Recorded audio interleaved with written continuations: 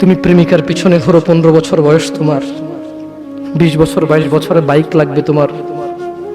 তোমার বাবা বিয়ে করা সত্ত্বেও সে তার যৌবন কাটাতে পারেনি তার বউয়ের সাথে, মানে তোমার মায়ের সাথে, তোমার জামা কাপড়ের ব্যবস্থার জন্য।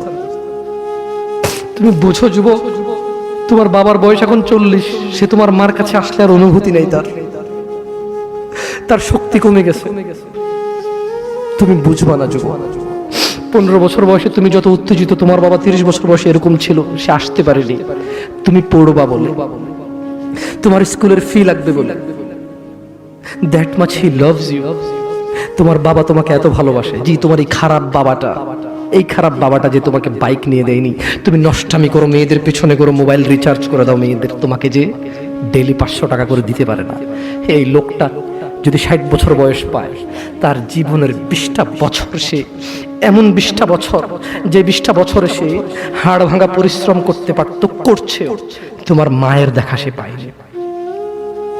এমন মূল্যবান যৌবন 20টা বছর দিয়েছে, 50 বছর বয়সে দেশে আসছে। তুমি বিয়ে করে বউ নিয়ে আলাদা থাকো, তুমি বিয়ে করে শ্বশুর বাড়িতে যাও। তোমার বাবা দেশে তো আসছে, তার যৌবন আর নেই, তার ওই সুখ স্বাচ্ছন্দ্য আর নেই। তোমার যৌবন তৈরি করেছে তার যৌবন দিয়ে। এই মুহূর্তে কোটি টাকা দিলে কি সে যৌবন কিনতে পারবে? তোমাকে তোমার বাবা এত ভালোবাসে।